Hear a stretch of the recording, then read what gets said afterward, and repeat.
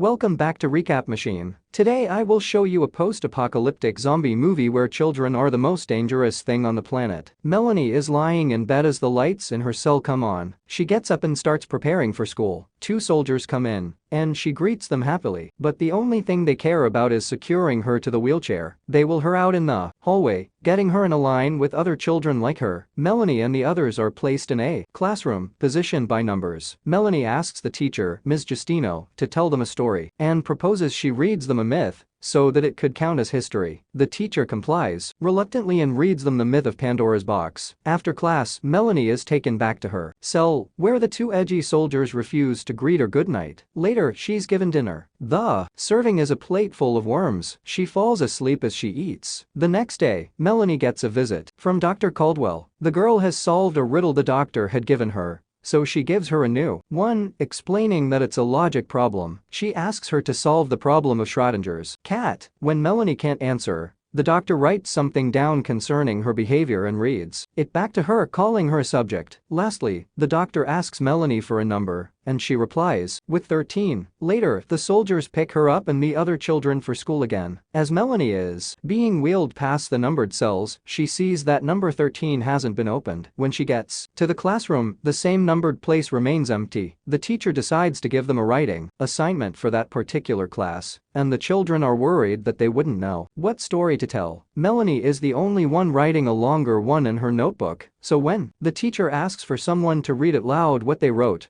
she quickly raises her hand. She depicts herself as the savior and hero in her writing. The teacher gets overwhelmed by the story and goes over to Melanie, wanting to touch her. Suddenly, Sergeant Parks bursts inside the classroom and screams that touching the children is forbidden. He wants to give Justino a reminder of why that's the case. So he walks up to one of the children and rolls his sleeve, bringing his arm close to it. The child sniffs him and unhinges its jaw, wanting to bite him. The other children mimic the same behavior. After the class, Sergeant Parks walks into Melanie's cell as the others are getting ready to take off her restraints. The girl antagonizes him, so he leaves her restraint to the chair. The same night, Justino goes to see Melanie, and when she realizes that she has been left like that, she walks into the cell and starts taking off the restraints. The girl gets a sniff of the teacher's scent and starts turning like the other children. Before Melanie turns completely, she tells the teacher to get out. Later that night, Dr. Caldwell comes to visit her again. They chat and she asks the girl for another number. Melanie answers with the number 4,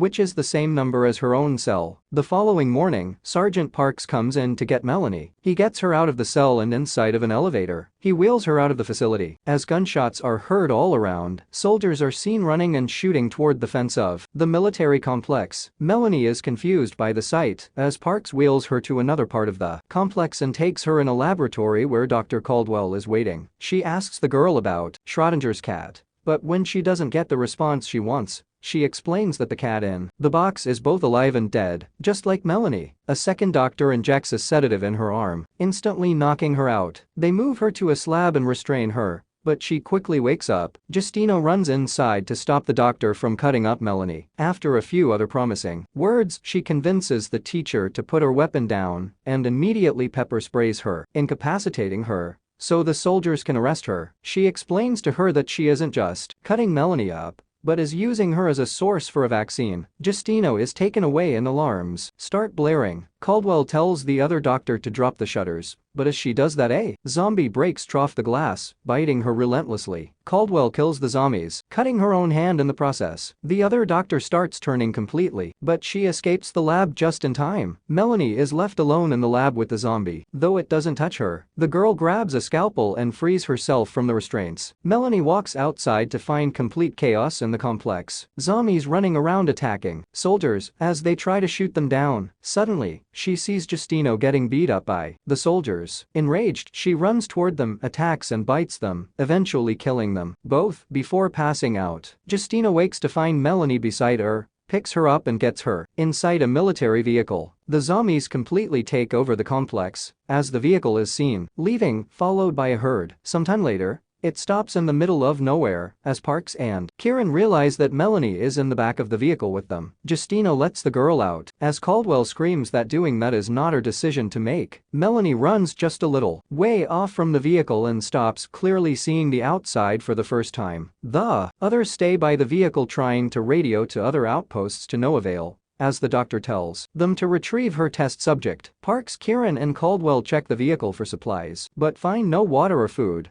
just a mask used to retrieve zombies. The sergeant makes a plan to go south to Beacon, assuming everyone back at the complex is dead except the zombie children. They put Melanie on the gunner's seat of the vehicle, strapped in and masked, and make their way to a river to get water. When they arrive there, a few zombies find them, prompting a shootout with the soldiers. One of the soldiers gets bitten in the fight, so Parks waits a moment to see if he'll turn, and when the process starts, he shoots him. Closing the doors of the vehicle, he realizes that Justino has brought Melanie in with them, which makes him terribly nervous. The girl asked about the zombies and Caldwell explains that they were people infected with a fungus transmitted through biting. When Parks goes to start the vehicle, he realizes that it's busted and that they would have to go on foot through London, a quicker but more dangerous route. Parks and Kieran survey the perimeter which they would have to cross. It's filled with zombies. They inform the others that there is no alternative but to pass off the zombies and find shelter and supplies once they're inside the city. The group walks between a mass of sleeping zombies, careful not to wake them. Suddenly, Parks stops when they reach a dead end. A zombie mother pushes a baby cart toward them and Caldwell goes up to her, making her stop. She sees the baby move in the cart and checks it, only to find a rat inside. She yelps, waking the zombie mother first and then the others. The group manages to escape and moves through the zombie-filled streets of the city,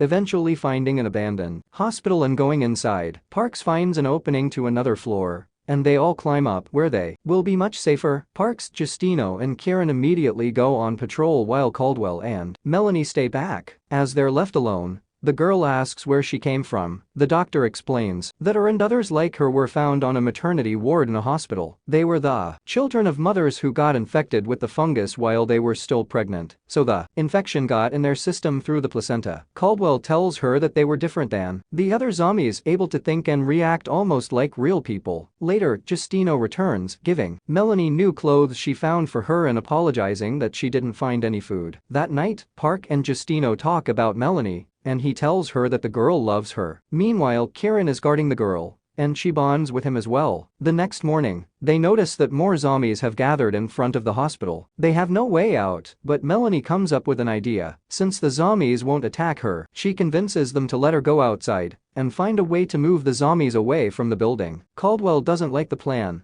but without an alternative plan, the others agree. Before she leaves, Melanie asks to put on her new clothes. She goes outside and passes the zombies without trouble. Suddenly, she sees a cat, hunts it down and eats it raw. Later, she goes into a house and finds a little dog. When she comes back, she uses it as a decoy for the zombies, getting them all away from the hospital. Parks puts the mask and the handcuffs back on, and they continue the journey. Trough the abandoned city, headed for Beacon. On their way, they see something strange. The fungus growing out of the bodies of the zombies, something the doctor thinks is the next stage in the life cycle of the fungus. She then tells Melanie that in her case, the fungus works more as a symbiote than a parasite like in the others. Going deeper in the city, they find a huge mass of bodies growing into a massive fungus that Caldwell suspects is the reason why no walking zombies are around. When enough of them come together, they transform into the mature stage of the fungus that can pollinate larger areas, if not the entire world. On their way, they suddenly find a mobile laboratory. They get inside the vehicle and start looking through it. Park tries the engine first and then the radio. No response. Kieran leaves on a supply run and Melanie is getting uneasy, like she's about to turn. She tells them that she needs to eat too,